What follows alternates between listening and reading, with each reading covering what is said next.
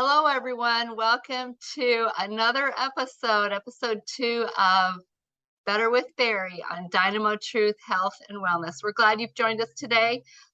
Barry, again, as we said last week, he's going to take a word from John Maxwell that Mr. Maxwell has suggested. Barry's going to explain it for us, and then I'm going to tie it into your brain, body, and beliefs. And we're doing this in hopes that it will be encouraging to you to grow in your faith and in your health. So I'm going to let Barry take it from here. Barry, what's your word for this week? Well, the word for this week is influence. And there's various ways that you can take that because we all are inundated with influences in our life, whether they're positive or negative. But how we respond to it and how we influence other people is a measure of what kind of person we are and what kind of person we want to be. So I'm sure that all of us have seen negative influences in our life, and we all could probably deal with that. And Maureen, I know that you deal with a lot of that in some of your clients. They don't believe they can do something. Mm-hmm. They've got a false standard that's been presented to them, saying that a perfect body or you eat certain food or whatever gives you happiness. And that's a negative influence because mm-hmm. nobody can live up to that. Mm-hmm. And I have one personally that I struggled with for a long time, and that is I'd watch the news because I wanted to know what's going on. And yet my wife would tell me, quit watching the news. You get angry and you're mean. I mean, not mean, but you're irritable. Mm-hmm. And I realized that I'm in control of what I watch, but I was allowing the negative influences to come to me. And then I responded by listening to it and getting angry. And that had a negative effect on my demeanor with others. When in essence, in leading myself, I stopped it and I quit watching the news. Right. Now I can pick and choose the news I want to read or hear about still, but I make sure some of these topics that I know are, this whole country is divided over. Yes. It's not doing me or anybody else any good right now. Exactly. So I've chosen to take that influence out of my life. Right. You chose to take a negative influence out. Now, that influence, did you replace that negative influence with anything positive? A positive influence? Sure. I try to focus on positive things, and there's lots of those things around. It can be family. It can be scripture. It can be giving of myself to others. Mm-hmm.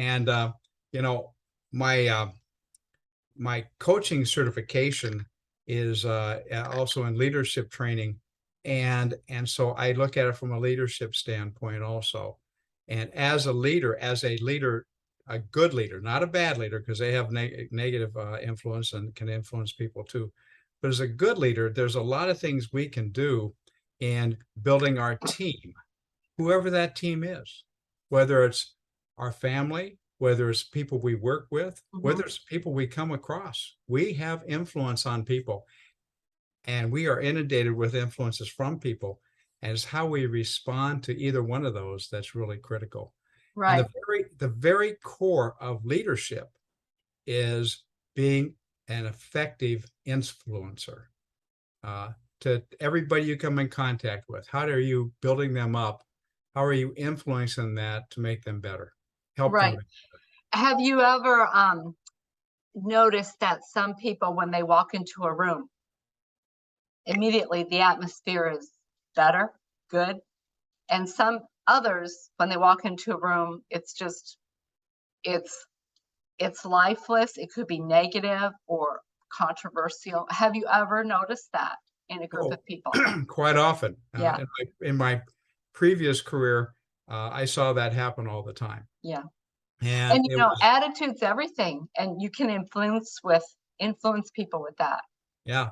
And Maureen, the phrase that you had the last time we talked about, and I'm going to butcher it here, but it's basically something that Maxwell had said, is that in order to get people the best from people, or get people to work for you to the best of their ability, they first have to know that you care.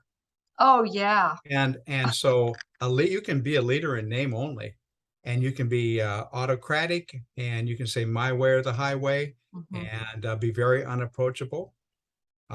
That's not going to work. Yeah. That will be negative. But if you let people know that you care, if you build into their life positive things, if you take a very simple axiom and say, I want to build or add value to people, and do it 3 times today, and try and do that every day, whether it's smiling at the clerk and Exactly. thanking the clerk at the checkout, or it's just you know being nice, or sitting down and talking to somebody and asking about their family. Exactly. Okay, so here's a question. Let's say you want to influence people. As I've said many times, not necessarily with you, but the goal of what I'm doing is my effort to seek peace and pursue it, to help people bridge the gap between themselves and their doctor for health, themselves and their pastor, because doctors and pastors don't have time for each person. But you are doing a lot of things behind the scene. You're not a doctor, you're not a pastor, and you're retired from, being chief of police. Yeah, you want to encourage people. And I do too, but what can you tell someone who is so tired of encouraging, and they think their influence doesn't matter anymore? Because you said 3 people a day, try to influence them for good, because that's what I want to do, seek peace and pursue it. What advice do you have to someone who is getting weary of trying to be a good influence? Well, I think that it's never wrong to do the right thing. Oh, And so yeah. in that regard, that's putting others before yourself. Mm-hmm. And I think that's an axiom that we need to embrace, and realize that it's not all about us. And even and I'm not trying to be unsympathetic here, because I certainly had my times where I needed a pity party just to uh, get through it. But I think that sometimes we have to realize that the world doesn't revolve around us, and that we have an opportunity to make a positive difference in other people's lives, and by doing so, that's really should make us happy and feel Yeah. like we're being used in a positive way. And um, it's natural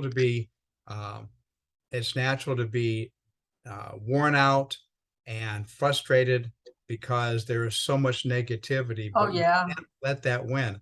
Right. My previous job, we were taught to take control of a situation and not allow the negative from our perspective to come in and take control. Um, and so you got to have that mindset that you're going Yeah. to reject it. Right. Yeah. I think I said this in one of my health podcasts about how you could change the course of someone's day by just one kind word to them. And even if someone says, "How are you?" we usually just say, "Fine, thanks," and we go on. But how much better it would be if you said something dynamic like, "I am abounding in the work of the Lord," or I am filled with God's help. God is behind me. The person might look at you startled, but that's so much better than the doldrums of, "Oh, I'm fine." And we all do that. I'm guilty. Or we take people for granted thinking, "Oh, they don't need any encouragement," or "They know I'm fine. I don't need to be good around these people. I can relax because, well, they're like me." And then that psychological aspect where a group of smart people can really do a dumb thing because everyone's afraid to confront the other person.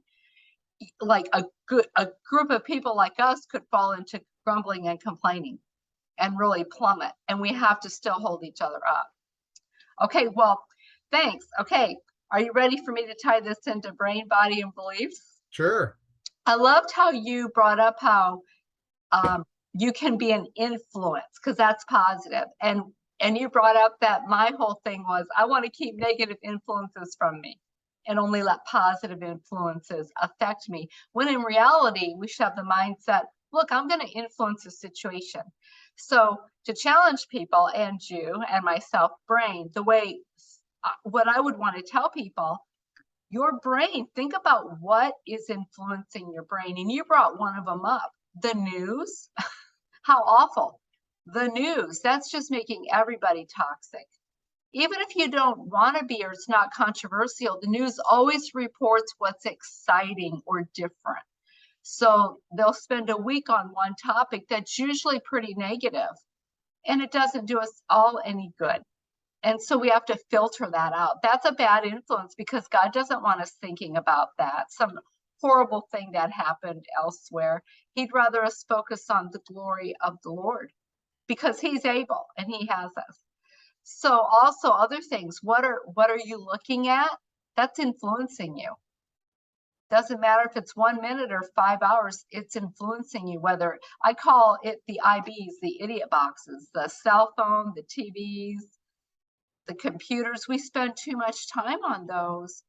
And a lot of it's wasted. A lot of it's necessary, but a lot of stuff is coming at us that is not necessary and it's influencing us. And even those devices influence our sleep when we do it late at night. And so those are things that influence our brain and the things we hear. It influences our brain and then we get stressed. Like you said, you became irritable with the news. Well, that creates stress. And your body doesn't know if that stress was from a lion chasing you or a criminal with a gun, or if it's just because of the news and you're sitting on. Your body is still sending that stress signal out, and that damages, it stimulates inflammation, which is behind disease. That's why some of the CEOs, they're stressed all the time because of what they're thinking about. They might be thin and exercise and maybe eat right, but then well, usually people don't eat right in this country. It's hard to. We really have to make a choice. But then all of a sudden, they had a heart attack and no one knew how stressed they were. So I want to tell people, be careful what you see, hear. It affects you tremendously. And you brought up, we can say things that affect people. You can ruin someone's day by what you said, or you can make it better. Same with us, we're influenced. And then in your body, what you think is going to affect your body, like we talked about, but the things we eat, even perfumes, if you're sensitive, like your wife has to be careful what she puts in her body now and what happens because of everything that's gone on. We have to be careful. And so many of us are influencing our bodies by what we choose to put in it, or we are making bad choices. We don't sleep enough. We don't eat at the right time. We're not exercising or moving, or we're overscheduled. It's creating stress, and that's behind illness. And then our beliefs, you brought it up, like people are believing a lie. Like, oh, I can't do this. It'll never work. And that's hopeless, and that's not God's way. God restores. With the Lord is full redemption.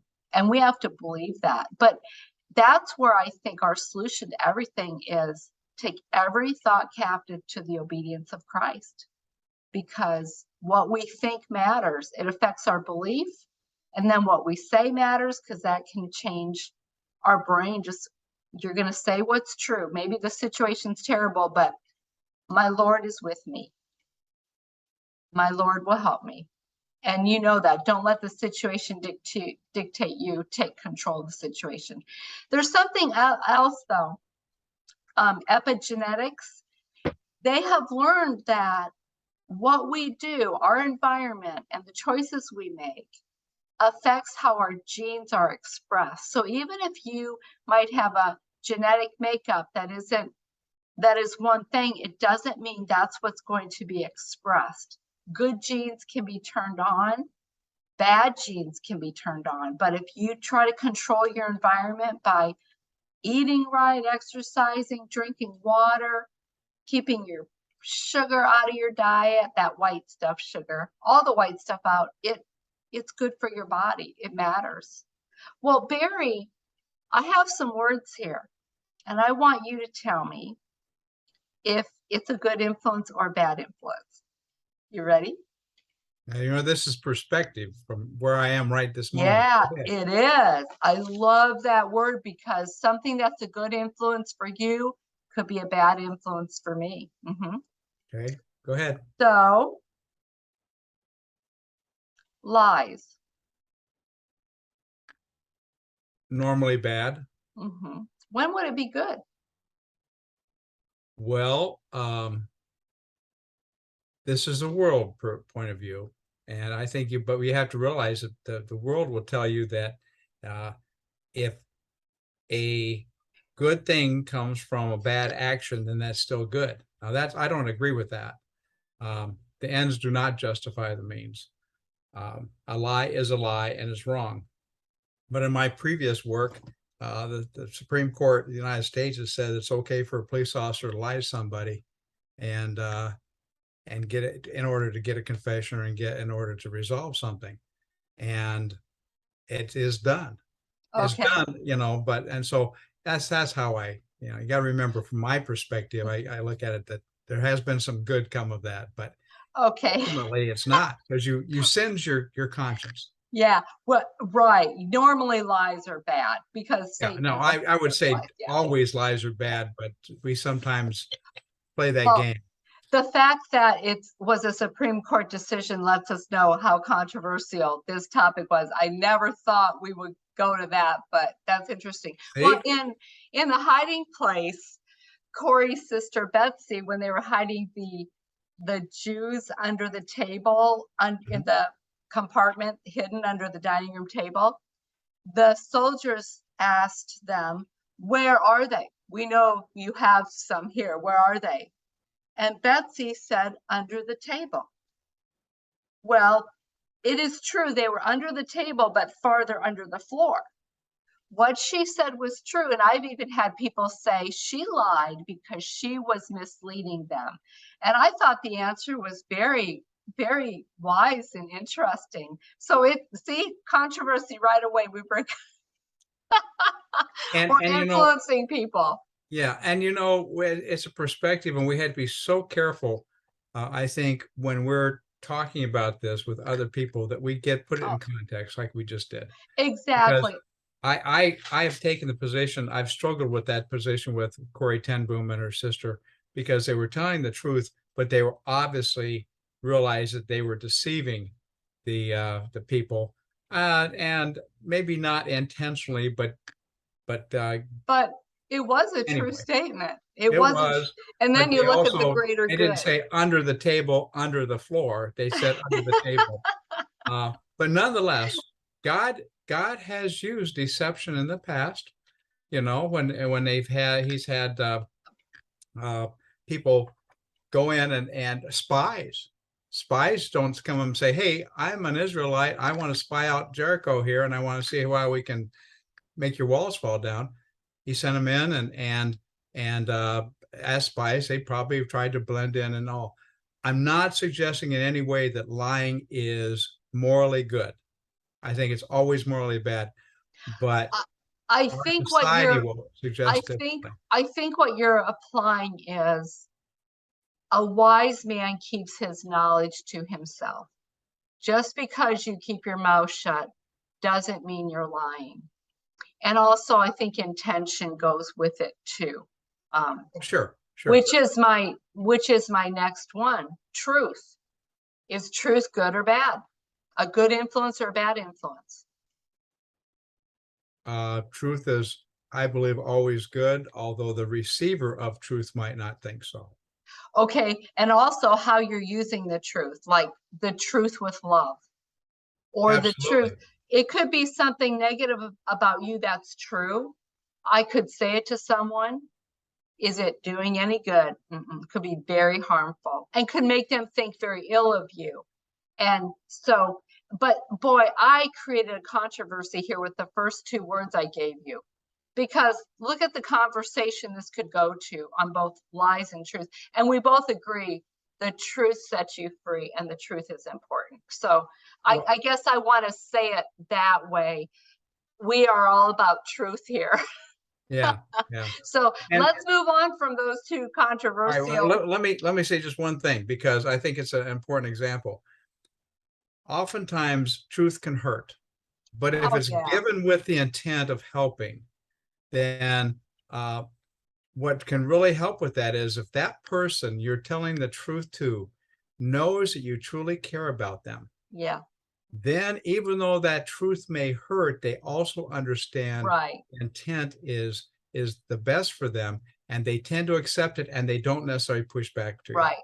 It's a good influence unless the intent is bad. You're right. And it has to be given at the proper time for the proper person. But Right. okay, gossip.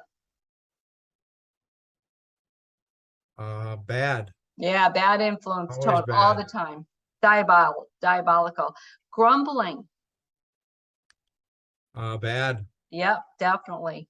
Tabloids. Untruthful. That's Yeah, my okay. typical Bad response. influence. Bad Bad influence, influence, wasted right. time, causes stress in its lives. Okay, water. Good. It is, but even that in moderation, though, if you drink too much, it could be harmful. Sure. Sleep. Oh, sleep is good. It rests your brain and hopefully your body. Yeah, it's supposed to, and yet you don't want to sleep too much and be a sluggard. Although you can be awake and be a sluggard. Okay, what about a 10-pound weight?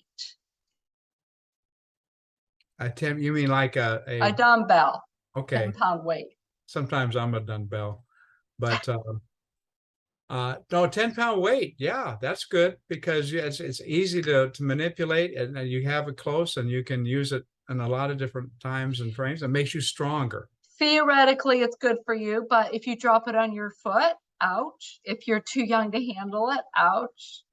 If you weren't ready for it, bad influence, like someone who's too young. Okay, great. Well, we talked about brain, body, and beliefs. It's important what we believe. We got to believe the truth. We want to make sure we're believing what's true. That will influence us for good. We've got to think on what is true.